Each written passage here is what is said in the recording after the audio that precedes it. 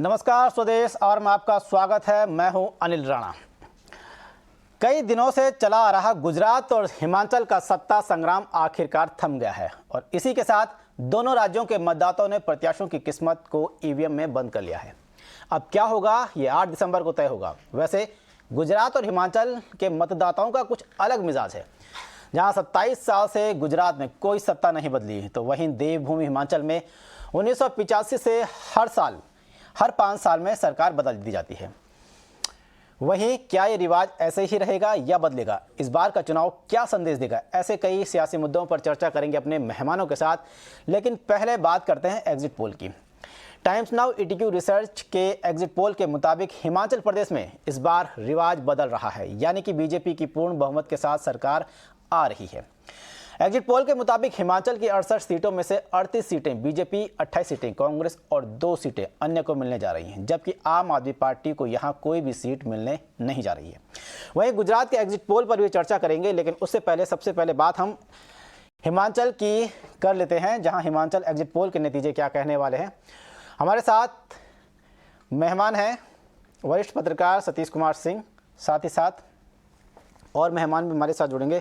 Satish sir, आपका बहुत बहुत स्वागत है 18 नाउ स्वदेश में।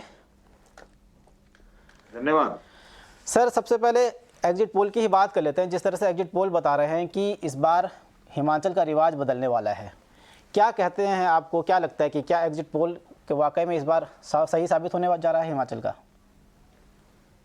देखिए, मैं तो प्रधान संपादक रहते हुए भी कभी ओपिनियन और एग्जिट पोल को मौका नहीं दिया, क्योंकि मेरा ऐसा मानना है कि उतना साइंटिफिक नहीं होता है। उद्देश्य क्या होते हैं इस सब पर भी सवाल रहते हैं और उतना उन्नत हुआ नहीं है, तो इसलिए उसकी विश्वसनीयता पर मुझे बराबर से शक रही है और उसके उद्देश्यों पर। फिर भी एक तो ये बात रही, लेकिन जहां आपने सवाल पूछा है तो आप तो उसी के ऊपर, एग्जिट पोल के ऊपर ये प्रोग्राम कर रहे हैं। हिमाचल को लेकर मेरा अभी भी ऐसा मानना है कि अभी भी अगर जो कई एग्जिट पोल्स के भी हमने देखे हैं, अभी आंकड़े देखे हैं, तो उनके वो जो आंकड़े भी कुछ अलग ही चीजें बता रही।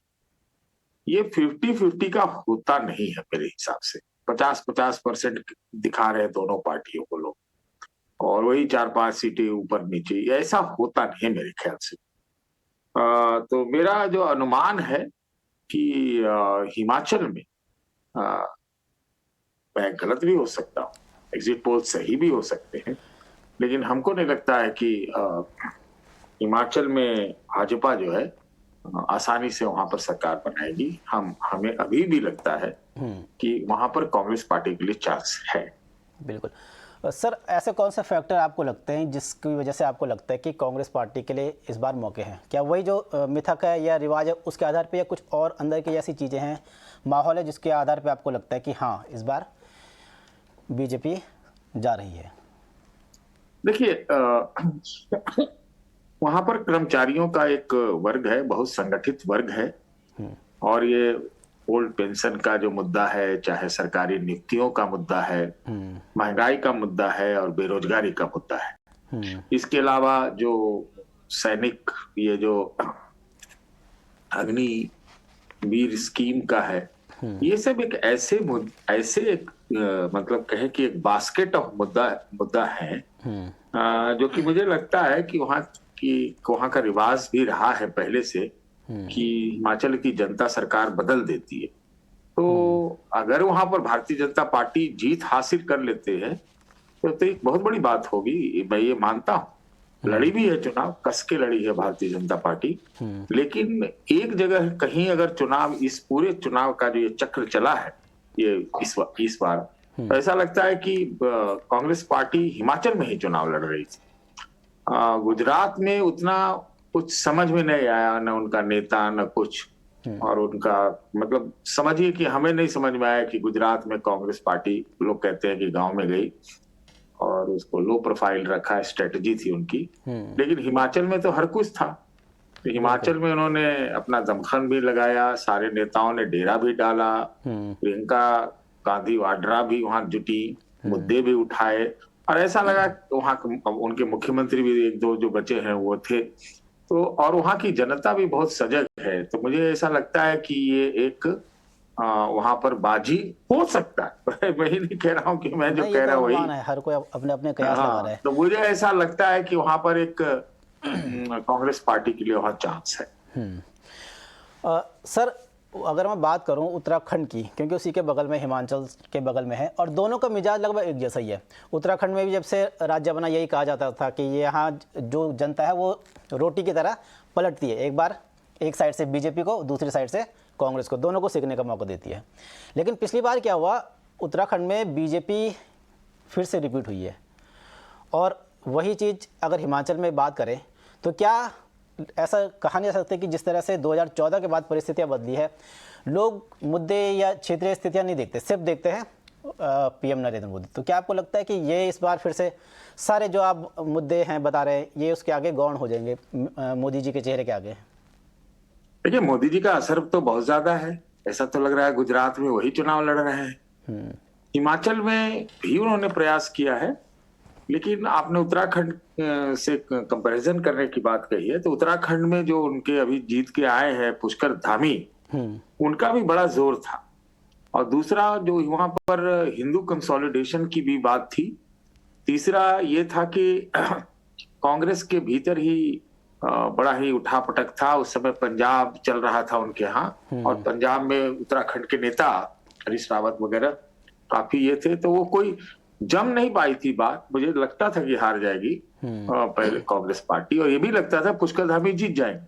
दूसरा कि वहां पर दो पार्टियां और लड़ रही थी, बसपा ने अच्छा खासा वोट पा लिया, और आप पार्टी को भी मेरे ख्याल से वहां पर 3% से ज्यादा वोट मिला। तो ये दो पार्टियों का जो वोट है, मेरा यकीनन मानना है कि वो वोट भाजपा का नहीं, वो कांग्रेस पार्टी का कटता है। और कांग्रेस पार्टी हम लोग जानते भी हैं कि कांग्रेस पार्टी में सब कुछ दुरुस्त ही रहता, तो फिर आज हम लोग उसको देखते दूसरी तरह से। ये तो दुरुस्त नहीं होता है, इनके यहाँ भी बहुत ज्यादा कॉन्फ्लिक्ट होता है। इस बार हिमाचल में आप ये देखिए कि जो कॉन्फ्लिक्ट है, जो बगावत है, जो विरोध है, वो भाजपा में ज्यादा दिखी। बिल्कुल, ये ऐसा मानना है, और इतनी रिपोर्टें भी पढ़ी देखी। तो यही इसलिए मैं कह रहा हूं कि थोड़ा सा मामला भिन्न है उत्तराखंड से हिमाचल का। तो हिमाचल में चांस बनता है कांग्रेस पार्टी का, ये ऐसा मेरा मानना है। अब आप हमसे पूछिएगा कि गुजरात में क्या चांस बनता है, तो आपने पूछा नहीं है, फिर भी बता देता हूं। तो गुजरात में तो कोई दूसरी पार्टियों के लिए कोई चांस ही नहीं था। हाँ। भाजपा ही भाजपा। हाँ, तो सर अच्छा, इसी उसको बढ़ाते हुए मैं मुद्दों की बात करना चाहूँगा। एक जो बहुत सारे मुद्दे हैं, लेकिन जो सबसे अहम मुद्दा जो मुझे लगा है वो लगा है रोजगार का, क्योंकि रोजगार का मुद्दा जो शायद है कि बीजेपी सरकार का सबसे कमज़ोर नस है, जिसको वो किसी न किसी तरह से छुपा देती है या दबने नहीं देती। इस बार के चुनाव में अगर मैं देखूँ तो आम आदमी पार्टी ने कहा कि 6 लाख सरकारी नौकरियाँ, और कहाँ पे? हिमाचल में। अच्छा। और कांग्रेस ने कहा कि 1 लाख सरकारी नौकरियां देंगे। बीजेपी ने भी कहा है, लेकिन उन्होंने कहा कि 8 लाख रोजगार देंगे, उनमें सरकारी रोजगार नौकरियों का जिक्र नहीं। तो क्या आपको लगता है कि तीनों ही पार्टियां किसी न किसी तरीके से एक तरह से फिर से वही जो फ्री बीज का चक्कर है उसी के आधार पर चुनाव जीतने की कोशिश कर रही है? जबकि इस मामले में बीजेपी को थोड़ा एडवांटेज इसलिए दूंगा, उन्होंने रोजगार की बात कही है, वो कैसे भी रोजगार दें, पकौड़े वाला रोजगार दें, कुछ और रोजगार दें, लेकिन यहाँ पर उनका क्लियर स्टैंड दिखता है। देखिए, आप ही की बातों में विरोधाभास है कि दुखती रग आपने बताया है बेरोजगारी को भारतीय जनता पार्टी का, आपने इसकी शुरुआत ही की सवाल का इस तरह से। और दूसरी बात क्या है कि कॉम्बिनेशन चलता है। कॉम्बिनेशन ये है कि जिसे हिमाचल में ने कहा कि सजग राज्य है, रिवाज भी कुछ दूसरा है वहां पर, और सरकारी कर्मचारी बहुत हैं, सैनिक भी बहुत हैं। तो उसमें क्या होता है कि जो रोजगार है और बेरोजगारी है और सरकारी पेंशन है और सरकारी नियुक्तियां हैं, ये सारे मुद्दे, और इसके साथ महंगाई, कि अगर मान लीजिए बेरोजगारी है तो महंगाई की मार दुगनी हो जाती है ना। मान लीजिए मेरे पास रोजगार रहे तो मैं जो है बाजार में 200 रुपए ज्यादा खर्च कर दूंगा, और अगर मुझे एसेंशियल जो हमको जरूरी की चीजें हैं और हमारे पास रोजगार की कमी रहे तो हम तो और डबल मार खाते हैं कि भाई बेकारी में जो कहते हैं ना आटा गीला टाइप का, तो वो वाली बात हो जाती है। इस कॉम्बिनेशन से ही मुझे लगता है कि वो थोड़ा कांग्रेस पार्टी का वहां पर चैलेंज होगा, नंबर एक। नंबर दो, आप पार्टी का आपने जिक्र किया है। आप पार्टी मुझे हिमाचल प्रदेश में बिल्कुल ही नहीं दिखी। शुरुआत में दिखी थी और अचानक से लगता है कि गायब हो गई। मेरा मानना ऐसा है कि अगर आप पार्टी वहां पर चुनाव में रहती तो वो ज्यादा नुकसान कांग्रेस पार्टी को पहुंचाती। लेकिन उनका वहां से गायब होना या कहना कि इफेक्टिव चैलेंज नहीं करना, क्योंकि उनको दो जगह अपनी एनर्जी लगानी पड़ गई। एक तो वो गुजरात में कुछ नए तरह से झंडा फहराने की कोशिश कर रहे हैं उत्थान के लिए, और इसी बीच में उनके यहाँ पर एमसीडी का चुनाव है। एमसीडी जैसे भी थे। एमसीडी का चुनाव है, तो एमसीडी का चुनाव में मैं बार बार कई जगह कह भी रहा हूं कि एमसीडी के चुनाव में मुझे लगता है कि आप पार्टी जीत जाएगी, और मुझे लगता है मोटा मोटी आसानी से जीतेगी। हाँ, एग्जिट पोल भी कुछ इसी तरह इशारा कर रहे हैं कि एमसीडी के चुनाव में दिल्ली में इस बार आम आदमी पार्टी जीतेगी। सर एक और मुद्दा अच्छा ठीक है, तो एग्जिट पोल कह रहे हैं, तो मैं एग्जिट पोल पर, तो मैंने आपसे पहले ही कहा, मैं एग्जिट पोल को उतना विश्वसनीय नहीं मानता हूं। हाँ। हो सकता है उनके आंकड़े ठीक हो, लेकिन मेरा अपना तरीका है सोचने समझने का। इसी दौरान सर एक और मुद्दा है यूनिफॉर्म सिविल कोड का। हिमाचल में 2% मुस्लिम हैं और उसने बीजेपी ने भी यहाँ मुस्लिम कोई कैंडिडेट खड़ा नहीं किया, कांग्रेस ने भी नहीं किया। तो ऐसे में क्या लगता है कि क्या ये यूनिफॉर्म सिविल कोड के जरिए ध्रुवीकरण की कहीं ना कहीं जो कोशिश की है वो कामयाब हुई यहाँ हिमाचल में? देखिए, वो उतना बड़ा प्रभावी मुद्दा नहीं बना, ऐसा मुझे लगता है। जैसा कि एक प्रकार का ये मुद्दा थोड़ा उत्तराखंड में था, ऐसा मेरा मानना है देवभूमि में। तो यहाँ पर मुझे लगता है कि जो रिवाज बदलने की बात भारतीय जनता पार्टी ने की, यानी कि वो परफॉर्मेंस और गवर्नेंस पर गई, तो उस लिहाज से वो उठा नहीं मुद्दा वो उस ढंग से। लेकिन मैं ये कह दूं कि हिंदुत्व और यूसीसी जुड़ा ही हुआ मुद्दा है लगभग। तो यूसीसी का कोई प्रभाव नहीं पड़ेगा, ऐसा मेरा नहीं मानना है, क्योंकि एक हिडन हिंदुत्व भी होता है कि तमाम मुद्दों के बावजूद कुछ वोट ऐसे होते हैं जो इन्हीं मुद्दों पर यूसीसी और ध्रुवीकरण और हिंदुत्व के आधार पर वोट देती है। वो एक एडवांटेज तो बीजेपी को पाताल में या स्वर्ग में भी और आसमान में हर जगह मिलेगा, ये तो बात है। लेकिन एक हिमाचल की बात है, मैं इसलिए कह रहा हूं कि हिमाचल में जो एक सरकारी कर्मचारियों का, रोजगार का, सैनिकों का, महंगाई का, बेरोजगारी का, और ये जो कांग्रेस पार्टी के जो वायदे हैं वो भी कुछ ना कुछ असर किया होगा, ऐसा मुझे लगता है। 1 लाख नौकरी की बात तो उन्होंने की है, और कई चीजें उन्होंने कही कि पहले कैबिनेट की मीटिंग में देंगे। तो ये सब कुछ ना कुछ, वहां के लोग पढ़े लिखे हैं, लिटरेसी भी बहुत अच्छी है, तो वो प्रभावी होगा। और आप देख रहे हैं कि अगर एग्जिट पोल का भी जो आंकड़े आ रहे हैं उसमें कॉन्टेस्ट तो दिखाया जा रहा है। यही कॉन्टेस्ट आपको गुजरात में तो नहीं दिखाया जा रहा है। बिल्कुल। अच्छा सर, इसमें एक और चीज़ है, ये पेंशन बहाली का जो मुद्दा है, ये कांग्रेस लगातार उठा रही है। पिछले चुनाव में भी उठाया था, इस बार भी उठाया था। तो क्या लगता है आपको कि कांग्रेस को पिछली बार क्योंकि उत्तराखंड में उठाया था, वहाँ ही इनको निराशा मिली, यूपी में उठाया था, वहाँ भी इनको कामयाबी नहीं मिली, उसके बाद भी यहाँ उठाया है। तो क्या आपको लगता है कि क्या कांग्रेस को लगता है कि ये 2024 का जो टाइम आएगा उस समय ये मुद्दा हावी हो जाएगा? देखिए, वो मुद्दा वो निश्चित रूप से है, क्योंकि जब देखिए महंगाई होती है, रोजगार के अवसर उतने नहीं रहते हैं, तो उसमें एक पेंशन जो है एक सिक्योरिटी, फिक्स डिपॉजिट का काम करता है। तो वो मुद्दा तो है, और कांग्रेस पार्टी वाले दावा भी करते हैं कि उन्होंने राजस्थान और क्या कहते हैं छत्तीसगढ़, जहां उनकी सरकार बची है, वहां लागू कर दी। तो जो एक विश्वसनीयता होती है, उसको भुनाने की भी कोशिश हिमाचल में की गई है। तो पहली बात तो ये है। सर एक मिनट रुकना चाहूंगा। जयराम रमेश जी कुछ बोल रहे हैं, आप पहले उनको सुन लेते हैं, फिर इसी को बढ़ाते हैं आगे। स्वाभाविक रूप से गुजरात एक तरफा चुनाव है, वहाँ सॉरी जयराम ठाकुर, वहाँ पर बहुत पीछे है। कांग्रेस बहुत नीचे आएगी। आम आदमी पार्टी थोड़ा सा अपने वोट लेगी जरूर, लेकिन उसके बावजूद भी दोनों पार्टियां बहुत पीछे रह जाएगी। और भारतीय जनता पार्टी की वहाँ ऐतिहासिक जीत होने वाली है। हमने भी वहाँ पर चुनाव में जाकर के देखा कि बहुत जबरदस्त माहौल है। धन्यवाद। अभी थके आए, रात काफी देर तक मीटिंग में थे। ठाकुर, खैर ये तो हर कोई बोलता है कि चुनाव के बाद हमारी जीत होने वाली है, इसी कड़ी में इन्होंने भी ये आगे बात बढ़ाई है। हाँ सर, आप यूनिफॉर्म सिविल कोड पे कुछ आगे बात बढ़ा रहे थे, जरा पूरी नहीं हुई थी, अब कर दीजिए उसको पूरी। बात आप कह रहे थे कि वो क्या मुद्दा 24 में बनेगा। हाँ जी। तो ये हमने कहा आपसे कि ये राजस्थान और छत्तीसगढ़ में इन्होंने कहा कि उन्होंने लागू कर दिया है और उसकी विश्वसनीयता लेकर भी ये हिमाचल में उतरे थे। तो मुझे लगता है कि वो इस चीज को आगे लेके जाएंगे। और मैं देख रहा हूं कि कांग्रेस पार्टी के भारत जोड़ो यात्रा में राहुल गांधी के में भी इस तरह का ये मुद्दा उठाया जा रहा है। हालांकि इसके ऊपर कई तरह की डिबेट होना चाहिए, नहीं होना चाहिए, लेकिन ये क्या है ना कि जैसे मैंने कहा ना कि कॉम्बिनेशन में सारा कुछ काम करता है। फिक्स्ड डिपॉजिट वाली बात मैंने कही, तो ये मुद्दा तो रहेगा।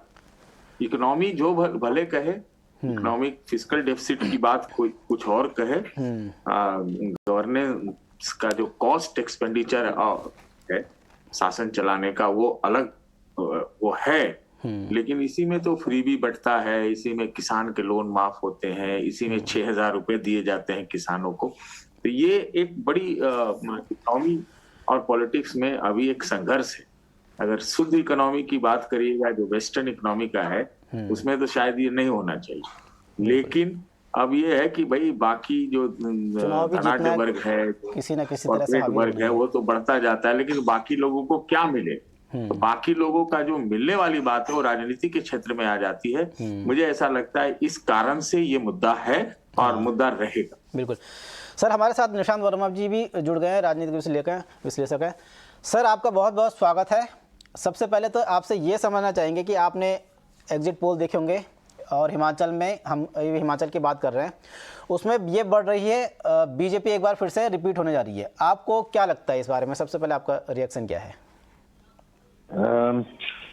सर, विश्लेषण करते मुझे 11-12 साल हो गए। एग्जिट पोल जो पे जाया, ठीक है, वो एक नंबर्स आते हैं, हम लोग चर्चा का विषय बनाते हैं, लेकिन ग्राउंड लेवल पे जो भी मैंने टहलकदमी करी हिमाचल में,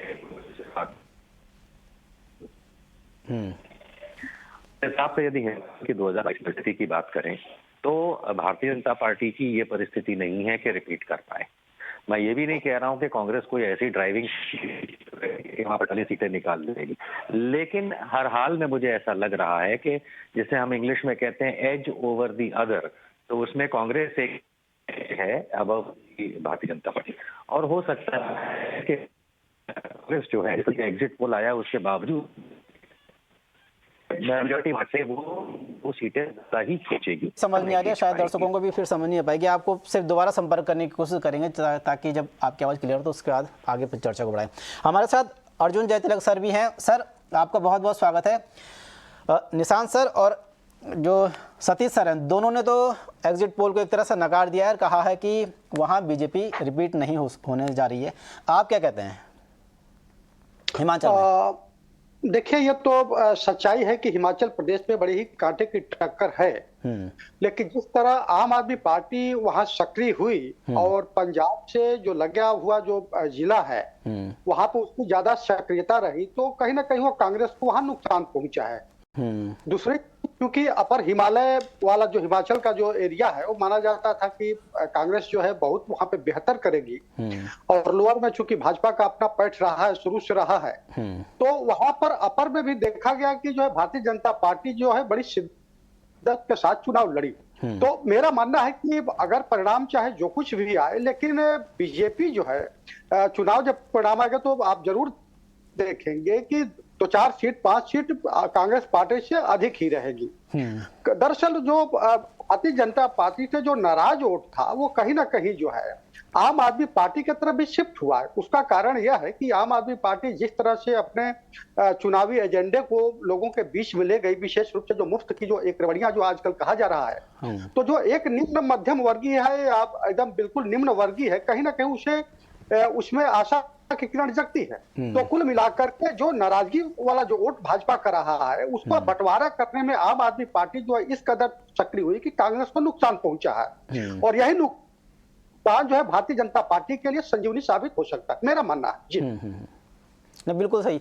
सतीश सर, जो ये अर्जुन सर बोल रहे हैं उस बात में भी मुझे काफ़ी छूट गया था मुझसे पॉइंट। वाकई में पॉइंट काफ़ी मजबूत है और हो सकता है कि इससे ये, क्योंकि अधिकतर आम आदमी पार्टी जो है कांग्रेस के ही वोट काटती है। आपको क्या लगता है यहाँ हिमाचल में? देखिए, अब इसका तो कोई साइंस है नहीं कि किसका वोट काटती है। तो फिर जिस तरह से गुजरात में आप पार्टी लड़ी, उसको हिमाचल में भी लड़ना चाहिए, तो नहीं लड़ी। ये तो सच्चाई है। वोट काट सकती है, क्यों नहीं, वो भारतीय जनता पार्टी का भी वोट काट सकती है। ठीक है, वो हो सकता है कि वो पंजाब से सटे इलाके में, मैं इसको भी नकारता नहीं कि वो वोट काटी होगी, और क्या कहते हैं, वो कांग्रेस पार्टी का वोट काटी होगी। तो चलिए, वो तो स्ट्रेटेजिक हो सकता है। फिर तो हम इस पर कुछ कहना नहीं चाहेंगे, क्योंकि वो तो अब देखने की चीज होगी, अभी तो ये नहीं कह सकते। लेकिन जितना प्रभाव, जो बज, और जिस तरह से एकदम हो हल्ले के साथ आम आदमी पार्टी चुनाव लड़ती है, वो मुझे हिमाचल में बिल्कुल नहीं दिखा। मैं कह रहा हूं, बिल्कुल ही नहीं दिखा। और गुजरात में जरूरत से ज्यादा दिखा। तो ये एक चीज समझ में नहीं आ रही है। तो वो सारी चीजें हो सकती है, हिडन फैक्टर ऑन ग्राउंड हो सकता है। मैं इतना तो एक्सपर्ट नहीं हूं कि मैं ग्राउंड पर गया हूं, मैं इतनी बातें बता पाऊं। लेकिन जो मेरा जो नजरिया कहता है कि ये जो चुनाव है हिमाचल में, ये Congress versus BJP, BJP versus Congress ही रहा। अर्जुन सर, एक चीज़ और आखिर में हिमाचल को लेके, वोट परसेंट को लेके पूछना चाहूँगा। जैसे जैसे वोट परसेंट अगर बढ़ता है, हिमाचल की बात करें, तो इसका मतलब वहाँ माना जाता है कि एंटी इनकन्वेंसी है। इस बार भी काफ़ी वोट बढ़ा है, लगभग 76% के आसपास वोट पड़ा है, काफ़ी बड़ा है। तो ये उसी तरफ इशारा कर रहे सरकार विरोधी। देखिए, एक पुरानी ये धारणा है, लेकिन मेरा मानना है कि जिस तरह से जो राजनीतिक मिजाज जो वोटर हैं उनका बदलता रहा है, उस हिसाब से इसको आज के परिप्रेक्ष्य में हम लोग पूरी तरह से सैद्धांतिक तौर पर स्वीकार नहीं कर सकते हैं। आप क्योंकि इसके कई परिणाम जो है आप देख सकते हैं कि जब वोट परसेंटेज बढ़ा है तो कहीं ना कहीं जो है सत्ताधारी पार्टी की वापसी भी हुई है। अब आप देख लीजिए, पूरा अगर आप देखेंगे तो भारतीय जनता पार्टी हिमाचल के चुनाव को उत्तराखंड के तर्ज की तरह लड़ी है। यानी पूरी तरह से आप देखेंगे कि लगेगा तो कि कांग्रेस के साथ बहुत टक्कर है।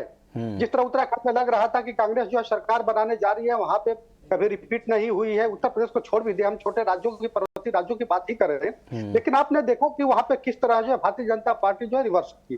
तो मेरा मानना है कि यहाँ पे भारतीय जनता पार्टी जो जिस तरह से पन्ना प्रमुख के जरिए इस बार जो आप देखेंगे हिमाचल में, गुजरात के जिस तरह से बूथों पर भाजपा लड़ती है, कुछ उसी तरह की रणनीति जो है हिमाचल में भी बनाती दिखी। क्योंकि जो वहां के मुख्यमंत्री को लेकर के जो एक जनाक्रोश हुआ करता था, उसको दबाने के लिए उसके पास एक महज रणनीति यही थी कि किसी तरह से घर घर के लोगों को निकाल करके बूथों तक पहुंचाया जाए, कन्विंस किया जाए। तो भाजपा जो है आपने देखा कि हिमाचल में उसी तरह रणनीति से लड़ी है।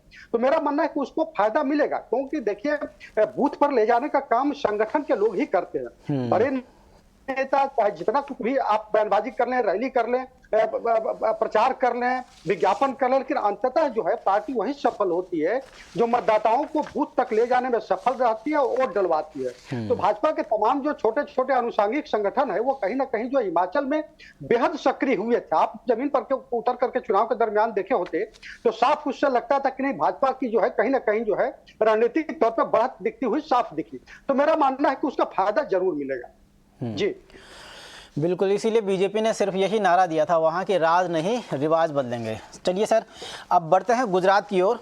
गुजरात को लेकर जो एग्जिट पोल है उनका कहना है कि इस बार फिर से वहाँ बीजेपी आएगी और इस बार आम आदमी पार्टी को थोड़ा सा टक्कर में दिखाया। अभी करेक्ट एग्जिट पोल आने बाकी हैं पूरे, जब सारे आ जाएंगे तो एक साथ विश्लेषण कर लेंगे। सतीश सर, अब गुजरात की तरफ चलते हैं, अब वहाँ का ट्रेंड क्या कहता है? हम उनका ट्रेंड नहीं जानते भाई, मैं बार बार बोल रहा हूँ, आपने गलत आदमी चुन लिया आज। मैं तो शुरू से कह रहा हूँ कि गुजरात में कोई कॉन्टेस्ट है ही नहीं। भारतीय जनता पार्टी मुझे लगता है रिकॉर्ड बनाने के लिए चुनाव वहां लड़ रही है, और जिस प्रकार से लग रहा है कि देश के प्रधानमंत्री ही मुख्यमंत्री का चुनाव लड़ रहे थे, मुख्यमंत्री पद का, तो वहां पर तो कोई कॉन्टेस्ट नहीं हो। एक बनाम दो का था कि एक तरफ कांग्रेस थी, एक कंसोलिडेटेड चैलेंज कांग्रेस से आ सकती थी जो बिल्कुल नहीं दिखी, और सामने दो पार्टियां थी भारतीय जनता पार्टी के। एक आप पार्टी बहुत दिन से सक्रिय थी, हिमाचल में रहती तो कुछ और ही भी होता। तो जो गुजरात में एक्टिव थी, तो ये विपक्ष का एक कंसोलिडेटेड चैलेंज है, वो तो बट गया, 1 = 2 हो गया, नंबर 1। नंबर 2, कई एंटी इनकम्बेंसी फैक्टर रहे होंगे, लेकिन 100 किलोमीटर के शो होंगे, रोड शो होंगे प्रधानमंत्री का, जो कि धरती पुत्र हैं, और वहां के मतलब वो गुजरात मॉडल, गुजरात की शोकेसिंग एकदम समझिए कि मॉडल है। तो फिर वहां पर कैसे कंटेस्ट होगा ये मुझे समझ में बिल्कुल ही नहीं आ रही थी। तो जो भी अनुमान मेरा यही था कि वो बहुत आसानी से वहां पर भारतीय जनता पार्टी जीत जाएगी।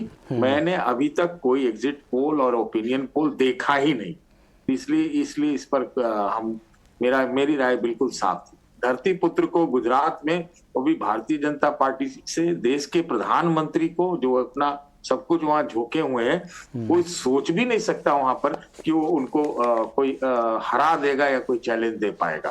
2017 में एक चैलेंज था, तो इस बार तो कोई जानता भी नहीं था कि वहां के मुख्यमंत्री का नाम तक नहीं लोगों को पता था। तो जो इतने बदले गए, मंत्रिमंडल बदला गया, पूरा का पूरा साफ कर दिया गया। तो ये तो मोदी जी के नाम पर वहां पर जनमत संग्रह है, और गुजरात में जनमत संग्रह में मोदी जी पीछे हो जाए, हट जाए, घट जाए, रिकॉर्ड ही बना सकते हैं। इससे ज्यादा और कुछ नहीं हो सकता। तो मेरा तो यही मानना है, और आपके साथ मेरा वायदा था कि मैं इतने बजे तक रहूंगा। फिर मैं निकल रहा हूँ। धन्यवाद। शुक्रिया सर आपका हमारे साथ जुड़ने के लिए। अजय सर, अर्जुन सर दोबारा आएंगे आपके पास, लेकिन फिलहाल वक्त हो चला है छोटे से ब्रेक का। ब्रेक के बाद लौटते इस चर्चा को जारी रखेंगे।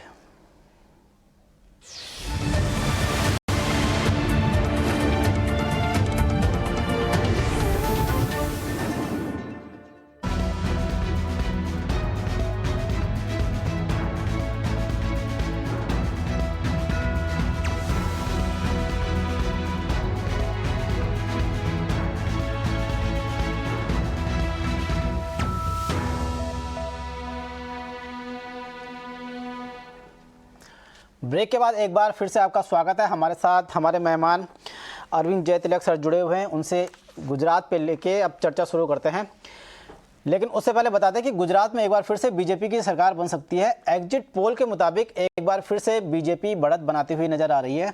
सर आपको बता दें, अभी जो ETQ और टाइम्स नाउ के जो एग्जिट पोल हैं उसमें बीजेपी को 61 सीटों में से 44 से 47 सीट मिलती नजर आ रही है। कांग्रेस को 10 से 14, आम आदमी पार्टी को 4 से 8 और बाकी को 0। फिलहाल के ये हैं।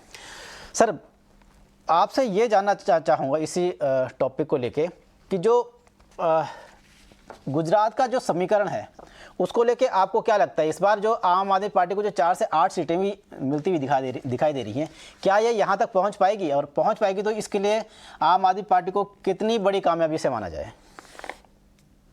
बिल्कुल, देखिए, आम आदमी पार्टी 2017 के चुनाव में भी मैदान में उतरी थी, तो उस दरमियान उसके तकरीबन 29 उम्मीदवार लड़े थे और सबकी जमानत जब्त हो गई थी। तकरीबन 0.1% उसका वोट शेयर रहा। लेकिन चूंकि इस बार परिस्थितियां बदली और चूंकि पंजाब में उसकी सरकार बनी और वह कहीं ना कहीं उसके लोगों में जो उसके कार्यकर्ता थे, जमीन पर काम करने वाले, वह हौसला अफजाई था।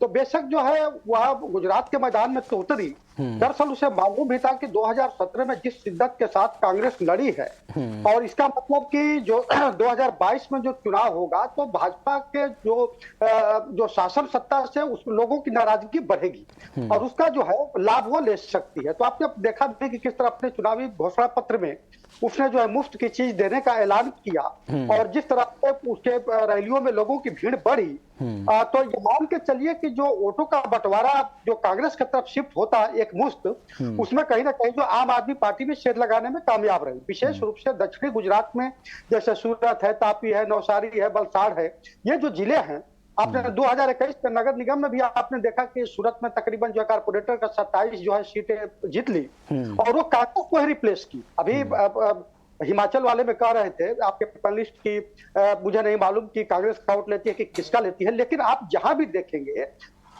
तो वो कांग्रेस को रिप्लेस कर रही है। आप चाहे दिल्ली से देख लीजिए, पंजाब से उठा करके देख लीजिए, आप गुजरात में भी आप देखेंगे, अगर कांग्रेस का वोट शेयर कम हो रहा है या सीटें कम आ रही है तो काफी कुछ जो है उसमें आम आदमी पार्टी की भूमिका है, इसे इनकार नहीं किया जा सकता। लेकिन सौराष्ट्र वगैरह में भी आम आदमी पार्टी की सक्रियता रही। अब चूंकि सौराष्ट्र आप देखेंगे तो 75% ग्रामीण इलाका है, तो वहां आम आदमी पार्टी को लग रहा था कि बहुत अधिक जो है फायदा मिल सकता है। पिछली बार आप 2017 में देखते तो सौराष्ट्र में और उत्तरी गुजरात में, उत्तरी गुजरात तो लगभग 90% जो ग्रामीण इलाका है, कांग्रेस बहुत बेहतर की थी। लेकिन इस बार जो है मुझे लग रहा है, पता नहीं क्या कांग्रेस लग रहा है कि सरेंडर कर दी, यानी जो कुछ उसका शायद वो भाप गई कि हम जो नाराजगी वाले वोट है भाजपा से, वह जो है आम आदमी पार्टी की तरफ शिफ्ट हो रहे हैं। उसका फायदा भाजपा को जबरदस्त मिला है। यही वजह है कि आम आदमी पार्टी वोट शेयर तो हासिल कर रही है, लेकिन मुझे लगता है कि उसको जो है सीटों में ट्रांसलेट हो पाना बड़ा मुश्किल है, उस ढंग से नहीं हो पाएगा जैसा होना चाहिए। जी बिल्कुल। हमारे साथ अमिताभ तिवारी सर भी जुड़ गए हैं। सर, आपका बहुत बहुत स्वागत है इंडियन स्वदेश में। आपसे सर समझना चाहेंगे, आपको क्या लगता है गुजरात के जो एग्जिट पोल हैं, फिर से एक बार 27 सालों का जो रिकॉर्ड है वो लगातार 7वीं बार सत्ता हासिल करती हुई बीजेपी नजर आ रही है, कितने सटीक मानते हैं एग्जिट पोल्स को आप? देखिए, एग्जिट पोल्स ओपिनियन पोल्स से जनरली बेटर बैरोमीटर होते हैं इलेक्शन रिजल्ट्स के, क्योंकि सर्वे जो होता है वो वोटर के वोट देने के बाद किया जाता है। तो भले ही सीटें और वोट शेयर एग्जैक्टली नहीं बता पाए most of the exit polls, लेकिन जो डायरेक्शन है, जो ट्रेंड है, जनरली वो बता देते हैं। और अगर गुजरात के जो एग्जिट पोल्स के बारे में बात करें, और ये एग्जिट पोल्स है, तो इसको देख करके तो यही समझ आता है कि जो ऑपोजिशन वोट है उसके स्प्लिट होने का फायदा सीधा का सीधा भाजपा को यहाँ मिलता हुआ नजर आ रहा है। अब मुझे मैं प्रोग्राम्स में ही था तो वोट शेयर तो नहीं देख पाया क्या प्रोजेक्शन हो रहा है एग्जिट पोल्स में, बट एसेंशियली अगर हम देखें तो भाजपा का वोट शेयर शायद 2-3% गिर जाए, बट वोट शेयर गिरने के बाद भी सीटों में हम मैसिव इंक्रीज देख रहे हैं। इसका यही दर्शाता है कि आम आदमी पार्टी का कितना बड़ा इम्पैक्ट है इस इलेक्शन में, है ना। और जो बेस है बीजेपी का 99 सीट्स नहीं है, या कांग्रेस का 77 सीट्स नहीं है, हम कई बार ये गलती कर देते हैं करंट असेंबली में बाई पोल्स की वजह से, क्योंकि बहुत सारे कांग्रेस के एमएलए बीजेपी ज्वाइन कर चुके हैं इस पीरियड में। बीजेपी ऑलरेडी 111 सीटों पर है और कांग्रेस 64 सीटों पे है। तो जो भी बढ़त या घटौती है, हमको इस बेस पे देखना चाहिए, पहली बात।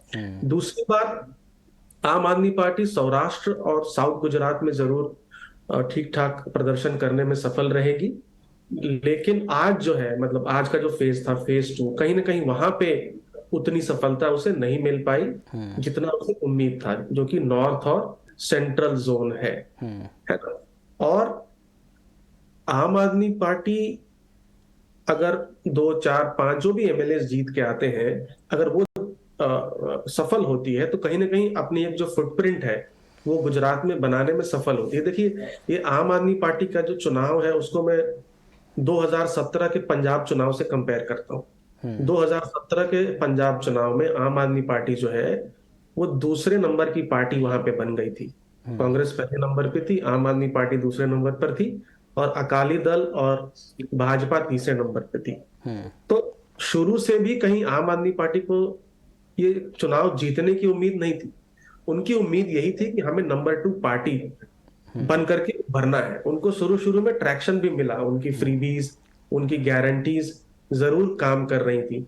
तो उस लिहाज से कहीं ना कहीं आम आदमी पार्टी को एक हताशा हो सकती है कि पंजाब 2017 जैसा रिजल्ट उन्हें नहीं मिल रहा है, जहां वो नंबर 2 पार्टी बन करके नहीं उभर पा रही है एक वीक कांग्रेस होने के बावजूद, और एक 27 साल के सरकार के खिलाफ जो भी एक नेचुरल इनकम्बेंसी है, उसके बावजूद भी आम आदमी पार्टी उस शायद जो उनको एक एक्सपेक्टेड नंबर होगा, शायद उतना अच्छा प्रदर्शन नहीं है, बट स्टिल उन्होंने एक फुटप्रिंट तो यहाँ पे बना लिया है, और अब अगले चुनाव में देखना होगा वो क्या कर पाते हैं। वैसे भी आम आदमी पार्टी को यहाँ गुजरात में खोने के लिए कुछ नहीं है, जो भी मिलेगा उसको सब कुछ उसका पॉजिटिव पॉइंट ही रहेगा।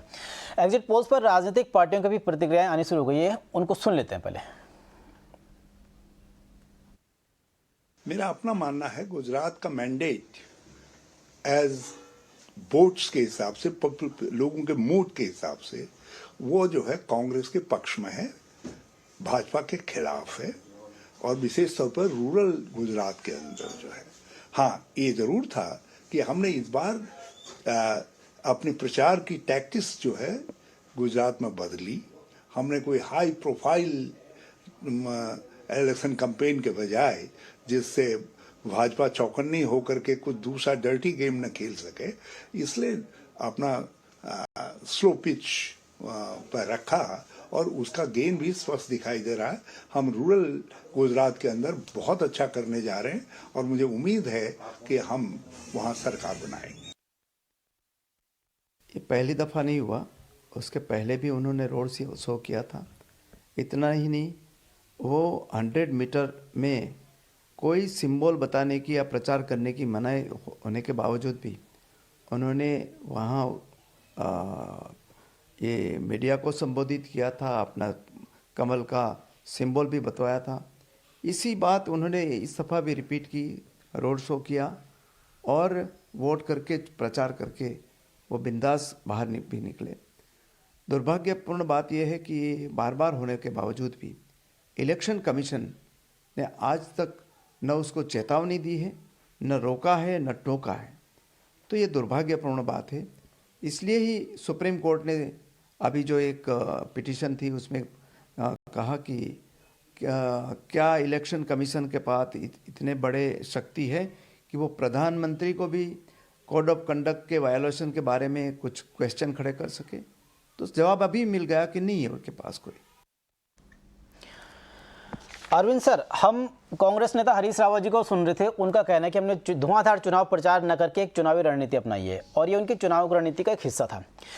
क्या आपको लगता है कि राहुल गांधी ने चुनावी रण में आने में देर कर दी या फिर ये उनकी रणनीति का वाकई में हिस्सा था या रणनीति की चूक थी? क्या मानेंगे आप इसको? दरअसल वो कांग्रेस ने रणनीति बनाई थी कि जो गांधी नेहरू परिवार है, विशेष रूप से राहुल जी, सोनिया जी को मैदान में न उतारा जाए, क्योंकि अक्सर जो है देखा गया कि आप चाहे 2007 के चुनाव को देख लीजिए, चाहे उसके बाद के 12 के चुनाव को, तो कहीं ना कहीं जो है भाजपा वो सीधे उस परिवार पर, परिवारवाद पर कहीं ना कहीं हमलावर होती दिखती थी और कहीं ना कहीं जो है वो जमीन पर जो है उसको ध्रुवीकरण कराने में भी कामयाब होती थी। तो शायद कांग्रेस को लगा कि क्यों ना हम जो है इस बार के जो है चुनाव में इस सफाई क्या नाम है गांधी नेहरू परिवार को अलग कर लें और जो है हमारे जो जमीन पर काम करने वाले लोग हैं और जो अन्य नेता हैं उनके जरिए जो है संबोधन हो, नुक्कड़ के जरिए या छोटी बड़ी रैलियों के जरिए, ताकि भाजपा को टारगेट करने का जो है मौका न मिल पाए। शायद ये कांग्रेस ने सोची, लेकिन शायद वो भूल गई कि राहुल गांधी बड़े नेता हैं, भारत जोड़ो यात्रा पर वो निकले हुए हैं और कहीं ना कहीं उन्हें जन समर्थन भी मिल रहा है। तो होना यह चाहिए था कि उनका इस्तेमाल करना चाहिए था।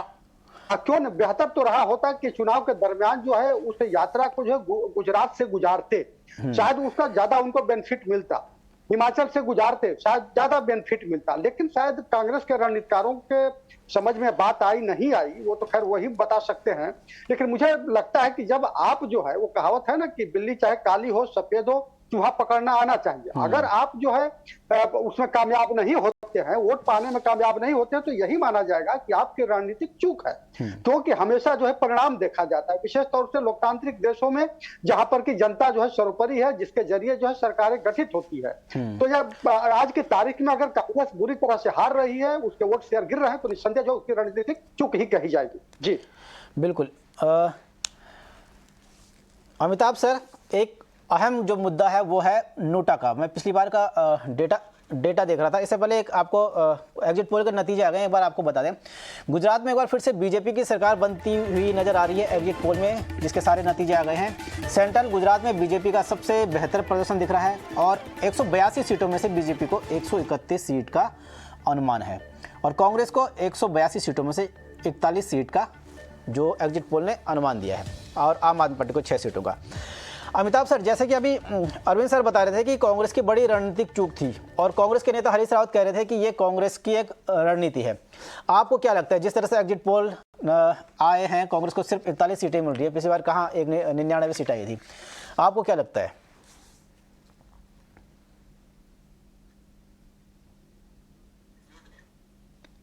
सर आपकी आवाज नहीं आ रही। मैं कह रहा हूँ स्ट्रैटेजी वाइज कोई गलत स्ट्रैटेजी नहीं है। मैं आपसे पूछूं कि 2014 से लेकर के अभी तक कांग्रेस जहां जहां जीती है या भाजपा को हराने में कामयाब हुई है, मुझे सिर्फ 3 राज्य याद है, राजस्थान, मध्य प्रदेश, छत्तीसगढ़। इन तीनों राज्यों में कांग्रेस का कोई भी सीएम फेस नहीं था डिक्लेयर्ड। राहुल गांधी जरूर वहां पे उन्होंने रैलीज करी थी। बीजेपी का स्ट्रेंथ है प्रेसिडेंशियल स्टाइल इलेक्शन।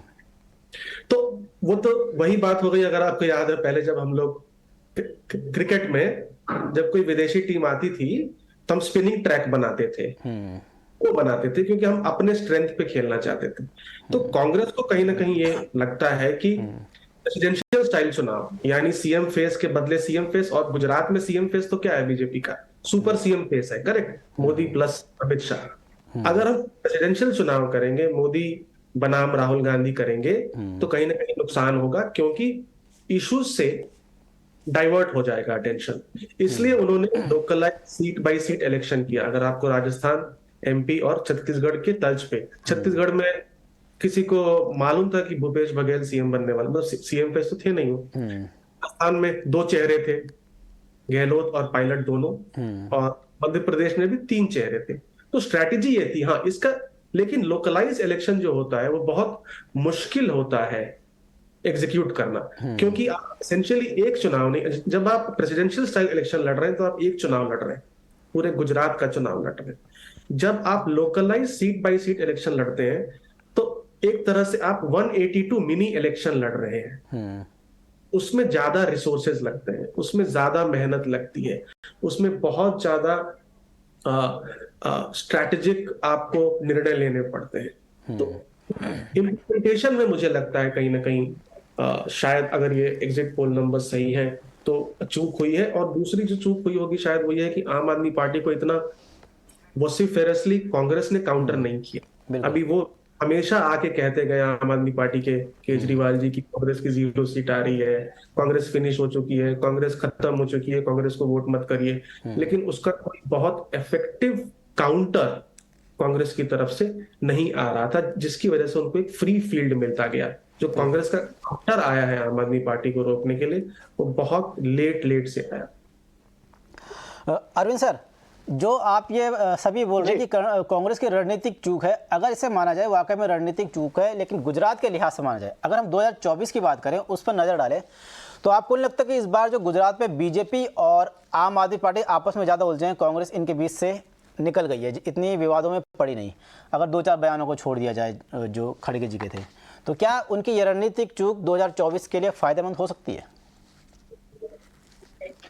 देखिए, गुजरात को थोड़ा अलग आयाम से देखना भी चाहिए। मोदी जी का गृह क्षेत्र है और आप देखेंगे कि गांधी जी और पटेल के बाद सर्वाधिक लोकप्रिय स्वीकार्यता जो है गुजरात में अभी तक राजनीतिक तौर पर किसी को हुई है तो मोदी जी को हुई है। तो एसेट के तौर पे मोदी जी गुजरात के लोगों के लिए हैं, और गुजरात की जनता चूंकि अच्छी तरह जानती है कि अगर हम गुजरात में मोदी जी को हराते हैं तो दिल्ली के तख्त पर जो है किसी गुजराती को बैठना बड़ा मुश्किल हो जाएगा। तो एक उनकी अपनी एक सहानुभूति है, उनकी अपनी एक सोच है, एक नजरिया है। दूसरी चीज, कांग्रेस पार्टी को एक दौर था जब इंदिरा गांधी जी बार बार लौटती थी, नेहरू जी लौटते थे, तो निसंदेह उनके अपने राज्यों में क्षेत्रीय छत्रप होते थे जिनकी एक बड़ी स्वीकार्यता होती थी, बड़े स्तर पर उनका इस्तकबाल होता था। आज की तारीख में आप देखिए ना, राजस्थान में जो है जो गहलोत साहब हैं, एक भी सुनने को तैयार नहीं है। वो तो इतने ताकतवर हैं कि उनको इस्तीफा का भी संकेत दिया गया, अध्यक्ष बनाने का किया गया, वो ठेंगा दिखा दिए। तो जब नेतृत्व कमजोर होता है तो मेरा मानना है कि क्षेत्रीय जो स्थिति होती है, जो इकाई होती है, कहीं ना कहीं वह भी जो है बैकफुट पर चली जाती है। तो कांग्रेस के शीर्ष हाईकमान को जो है कहीं ना कहीं मजबूत होना पड़ेगा और एक मोदी जी के पैरेलल जो है अपना ऑरा विकसित करना होगा, क्योंकि आज की तारीख में सिर्फ गुजरात की भाजपा से लड़ाई नहीं है, ये ब्रांड मोदी से लड़ना है। आप किसी भी राज्य में जाएंगे तो आप देखिएगा भारतीय जनता पार्टी की, जैसा कि आदरणीय अमित जी बता रहे हैं, तो आपको वहां हर जगह जो है मोदी जी के नाम पे चुनाव लड़ा जाएगा। तो कांग्रेस को इस रणनीति पर विचार करना होगा कि मोदी जी से कैसे निपटना है।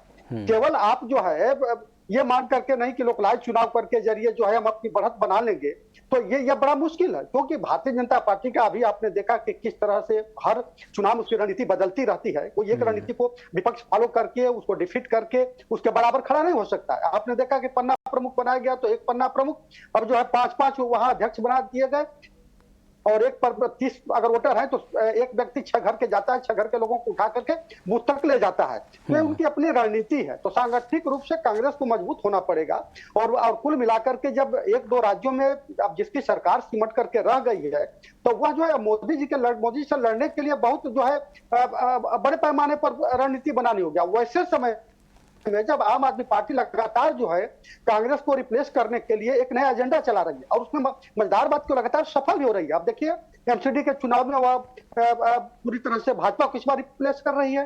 तो ये कांग्रेस को थोड़ा विचार करना हो। जी बिल्कुल। अमिताभ सर, एक अल्पेश ठाकुर की बात करना चाहूँगा। वो ओबीसी हैं और वहाँ गुजरात में लगभग 50% वोट जो है ओबीसी का ही माना जाता है। तो क्या अल्पेश ठाकुर को कांग्रेस ने मिला के कुछ फ़ायदा अपने लिए किया है कुछ, या अल्पेश ठाकुर का ही नुकसान हो गया वहाँ के? नहीं, देखिए, अल्पेश ठाकुर तो कांग्रेस में थे पहले, लेकिन वो इस चुनाव में भाजपा की टिकट से लड़ रहे हैं। तो अल्पेश ठाकुर और हार्दिक पटेल, ये दो लीडर जो कांग्रेस में थे, वो आज भाजपा ज्वाइन कर चुके हैं। देखिए, 2017 में इन दोनों लीडर्स प्लस जिग्नेश मेवानी, इन तीनों लीडर्स ने एक सामाजिक आंदोलन चलाया था, ये लीड किया था। हार्दिक पटेल ने एक पाटीदार का आंदोलन लीड किया था उनके रिजर्वेशन के लिए। अल्पेश ठाकुर ने एक ओबीसी और ठाकुरों के उत्थान या उनके डिमांड्स को मीट करने के लिए एक एजिटेशन चलाया था। और जिग्नेश मेवानी ने दलितों के जो उत्पीड़न के कुछ इंसिडेंट्स थे, ऊना खास करके, उसके ऊपर एक सोशल डेमोन्स्ट्रेशन किया था। और इन तीनों सामाजिक आंदोलनों का फायदा जो है कांग्रेस को बाय डिफॉल्ट मिल गया था, क्योंकि ये लीडर्स उस वक्त कांग्रेस में थे नहीं। लेकिन जो एक नाराजगी थी इन समाजों में, और उस समय तीसरी कोई अल्टरनेटिव नहीं थी, तो कांग्रेस को इसका एडवांटेज मिला था। इस बारी ये तीनों सामाजिक आंदोलन है नहीं। दो लीडर भाजपा में वापस जा चुके हैं, वापस तो नहीं, भाजपा में चले गए हैं। सिर्फ जिग्नेश मेवानी आज कांग्रेस में बचे हुए हैं। और अब एक थर्ड ऑल्टरनेटिव के रूप में आम आदमी पार्टी स्टेट में घुसने की कोशिश कर रही है। देखिए, आम आदमी पार्टी मीडिया में तो भाजपा को टारगेट कर रही थी, क्योंकि अब भाजपा सरकार में है, तो कांग्रेस को तो नहीं टारगेट कर सकती ना नॉन परफॉर्मेंस के लिए। लेकिन seat by seat, local ground level पे आम आदमी पार्टी जो है कांग्रेस के वोट शेयर को ही टारगेट कर रही है जनरली, जो कि यहाँ पे कोर जो वोटर है कांग्रेस का, वो है एससी, एसटी और मुस्लिम। इन तीनों वोटर्स पे ही बहुत ज्यादा फोकस आम आदमी पार्टी का था। और एक लेवा पटेल समाज जो पाटीदार आंदोलन की वजह से कांग्रेस को पिछली बार मत उन्होंने दिया था, उन पे भी आम आदमी पार्टी का काफी फोकस था। गोपाल इटालिया ये सब उसी समाज से आते हैं। लेकिन इस चुनाव के नतीजे को ऐसा भी नहीं समझना चाहिए कि बीजेपी अपनी स्ट्रेंथ या मतलब एक प्रो इनकम्बेंसी की वजह से ये बहुत अच्छा प्रदर्शन करने में सफल हुई है, क्योंकि जैसे मैंने कहा बेस ऑलरेडी 111 है, 99 नहीं, 99 के बाद तो बहुत सारे बाई पोल्स हुए, 111 पे पहुंच चुकी है। और प्योर स्प्लिट ऑफ वोट्स की वजह से बीजेपी का जो सीटें हैं वो शायद बढ़ जाए, क्योंकि पिछली बार 33 सीटें कांग्रेस ने ऐसी जीती थी जिसमें विक्ट्री मार्जिन 5% से कम था। तो अगर आम आदमी पार्टी 5% वोट शेयर भी ले लेती है, तो 33 सीटें जो कांग्रेस पिछली बार जीती थी वो डेंजर जोन में आ जाते हैं। तो बहुत ज्यादा इसको ऐसा भी एनालाइज नहीं करना चाहिए कि मतलब प्रो इनकम्बेंसी की वजह से जीत हो रही है गुजरात में। एक सिंपल इसका एनालिसिस है, क्योंकि हमको कॉम्प्लिकेट करने की भी आदत है एनालिस्ट को। सिंपल एनालिसिस है कि जो वोट कांग्रेस को पड़ा था वो दो जगह विभाजित हो गया, जिसकी वजह से भाजपा जो है, जो सीट पिछली बार हार भी रही थी, वो सीट इस बार जीतने में कामयाब हो गई है। बिल्कुल। और एमसीडी चुनाव जो है, एमसीडी चुनाव में ऑफ कोर्स आम आदमी पार्टी अगर फिर से हम देखेंगे तो एमसीडी में अगर आपको ध्यान होगा 2017 एमसीडी चुनाव में कांग्रेस को 21% वोट शेयर था वहां पर। इसी की वजह से आम आदमी पार्टी हारी थी, क्योंकि उन्होंने विधानसभा में तो कांग्रेस का वोट शेयर ले लिया था, अराउंड 10% था, लेकिन यहाँ पे नहीं ले पाए। इस बार लेने में सफल हो रहे हैं ऐसा लगता है। अरविंद सर, जैसे वोट शेयर की बात हो रही है, तो सबसे बड़ी एक जो पिछली बार का चुनाव था उसमें सबसे अहम था नोटा। तीसरे नंबर की पार्टी बन गई नोटा। कई सीटें ऐसी थी जिसमें मार्जिन, मतलब 29 सीटें ऐसी थी जिसमें मार्जिन जो था विनिंग कैंडिडेट से ज्यादा था। तो आपको क्या लगता है इस बार जो नोटा घटेगा या फिर ये और बढ़ेगा? नहीं, नोटा घटेगा। मेरा मानना है कि चूंकि विकल्प मिल गया, जो लोग कांग्रेस बीजेपी को नहीं पसंद कर रहे थे, साधारण अमित जी भी कर रहे थे, तो निसंदेह जो आम आदमी पार्टी को उसका लाभ मिलेगा। और यह सच्चाई भी है कि जो निचले तबके के लोग हैं, जो जिनके लिए रोज रोटी, कपड़ा, मकान जो बुनियादी चीजें हैं, वो जीवन मरण का सवाल प्रत्येक दिन बना होता है, तो उन लोगों की पहली पसंद आम आदमी पार्टी ही होती है। क्योंकि मुफ्त चीजें देने की बात करती है। स्वाभाविक रूप से देश में 30% 32% ऐसे लोग हैं जो बुनियादी आवश्यकताओं को भी पूरा नहीं कर पाते, तो उनके लिए ये चीजें बहुत बड़ी चीज होती है। तो उनकी कोशिश होती है कि क्यों ना जो है ऐसे ही लोगों को चुना जाए जो हम लोगों के बेहतरीन जीवन के लिए जो रोजमर्रा की जो चीजें हैं उसमें सहूलियत हो। आम आदमी पार्टी जो है उस नब्ज को पकड़ ली। तो जो नोटा वाले हैं, जो कहीं ना कहीं भाजपा से कांग्रेस से जो नाराज रहते हैं, उनके लिए एक विकल्प मिला है। और आम आदमी पार्टी आप देखिएगा कि कहीं ना कहीं जो है वो उन सब लोगों को जो है समेटती हुई दिखेगी। तो ये स्वाभाविक रूप से आम आदमी पार्टी के लिए लाभदायी स्थिति है। और कांग्रेस और आदरणीय अमित जी ने एक अच्छी बात कही कि भाजपा को टारगेट तो जरूर करती है आम आदमी पार्टी, लेकिन वह हिस्सा जो है पूरा मारती है कांग्रेस का। और आप देख लीजिए चाहे का, दिल्ली का, पंजाब का, आप फिर अब गुजरात में आप देखिए, अगर कांग्रेस हारती है तो बेशक हम लोग इससे सहमत हैं कि वोटों का बंटवारा यानी नाराजगी भरा वोट जो है सत्ता से 27 साल के शासन से, तो स्वाभाविक रूप से बहुत लोग होते हैं सोचते हैं कि नहीं अब चूंकि जो है रोटी को पलटा जाए। तो ऐसी स्थिति में आम आदमी पार्टी जो है उसका लाभ उठाने में सफल रही है और उसका सबसे बड़ा लाभ जो है भारतीय जनता पार्टी को मिलता हुआ दिख रहा है। जी बिल्कुल बिल्कुल सर, स्वदेश और मैं इतना ही टाइम है हमारे पास। अब आपको धन्यवाद करते हैं, विदा लेते हैं आपसे। और आपने बहुत अहम पॉइंट उठाए, अच्छी अच्छी चीज़ें बताई कि किस तरह से गुजरात और हिमाचल का चुनावी समीकरण बैठेगा। तो एग्जिट पोल भी कहते हैं कि बीजेपी की सरकार हिमाचल और कांग्रेस में रिपीट हो रही है, जबकि हमारे एक्सपर्ट का मानना है कि गुजरात में 27 साल का जो राज है वो तो कायम रहेगा, लेकिन हिमाचल में कुछ भी हो सकता है। बहरहाल ये चुनावी ऊंट किस करवट बैठेगा ये तो आने वाले मतगणना वाले दिन ही पता चलेगा, और उस दिन फिर हम हाजिर होंगे आपके साथ इन चुनाव नतीजों को लेकर। फिलहाल मुझे दीजिए इजाज़त, नमस्कार।